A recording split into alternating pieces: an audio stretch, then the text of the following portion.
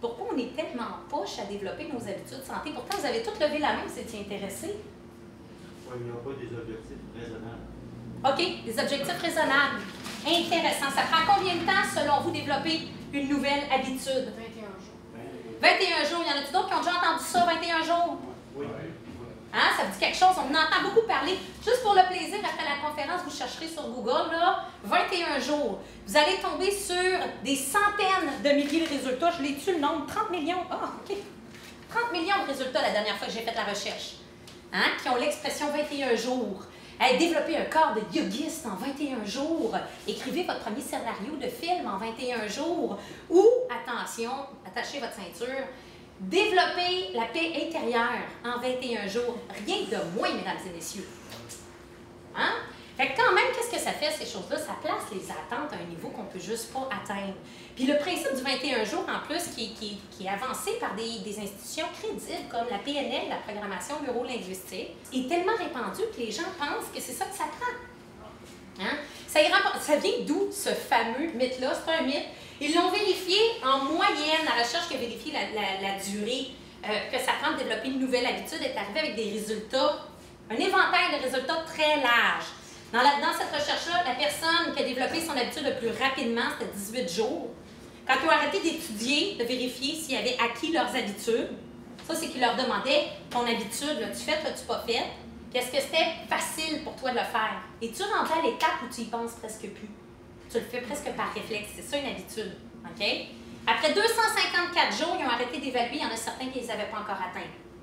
Je suis pas loin de parler en termes d'années dans ce temps-là.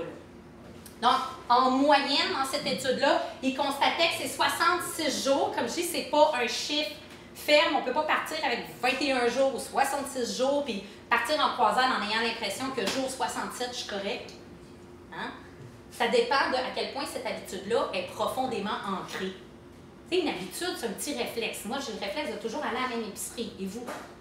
Il y a sûrement 2-3 épiceries autour, mais vous allez tout le temps à la même, puis vous faites peut-être votre épicerie à peu près dans le même ordre. Hein, les rangées, là, on les navigue un peu de la même façon à chaque fois.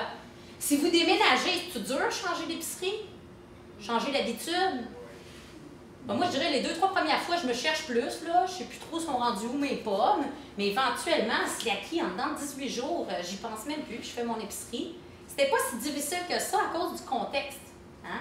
Mais si j'ai l'habitude le soir, après avoir mangé un gros souper, de m'asseoir dans mon divan, c'est-tu facile de changer ça? Changer ma sédentarité, puis de me mettre à bouger. Ça, c'est des habitudes du quotidien bien ancrées. Mon contexte reste le même. Je me bats un petit peu contre la marée. Hein? Okay? Donc, d'une habitude à l'autre, il n'y a pas un chiffre fatidique qui s'applique à tout. Première chose. Deuxième chose qu'il faut savoir, c'est que je n'ai pas besoin de le faire un nombre de jours consécutifs. Lâchez la culpabilité. Si une ou deux journées, il y a un dérapage, vous avez fait un écart, oh mon Dieu, et puis finalement, vous dites, bon ben, OK, cette fois-là, je voulais pas manger de la pizza, puis j'ai commandé de la pizza, parce que j'étais fatiguée, j'étais stressée, j'avais pas le goût de faire à manger, envoyé la pizza, puis après ça, je le regrettais. OK? Là, il y a deux réactions possibles.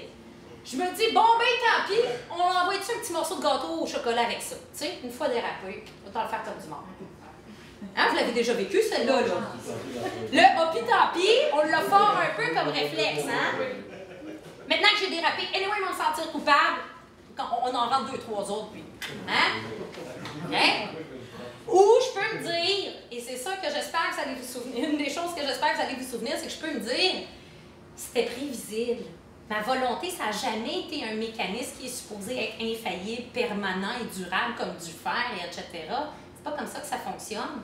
Si je suis plus fatiguée, si je viens pas d'avoir un espèce de petit boost de motivation, comme une conférence, quelque chose comme ça, mes objectifs, ils me semblent loin, puis mon stress du quotidien, il est vraiment là, il est dans ma face. Fait qu'il y a quand même des bonnes chances que j'ai des écarts et que ça dérape. La bonne nouvelle, c'est que ça n'a pas besoin d'être un nombre de jours consécutifs. Il y a eu un écart, je fais « Ah, flûte! » De penser que je peux avoir si je ferais mieux. OK, je ferais mieux prochain repas. Hein? Puis je reviens sur les rails. Okay? Donc, j'ai pas besoin que ce soit vraiment aussi strict que ça. Et c'est quelque chose qui est important de démystifier. Ce que j'espère faire aujourd'hui, oui, je vais vous donner des exemples d'habitudes santé à adopter. Mais j'espère être capable de vous donner quelque chose que la majorité des gens n'ont pas reçu c'est démystifier ça marche comment une habitude, ça marche comment adopter celle que moi je voulais dès le départ, puis que j'ai pas encore réussi à faire.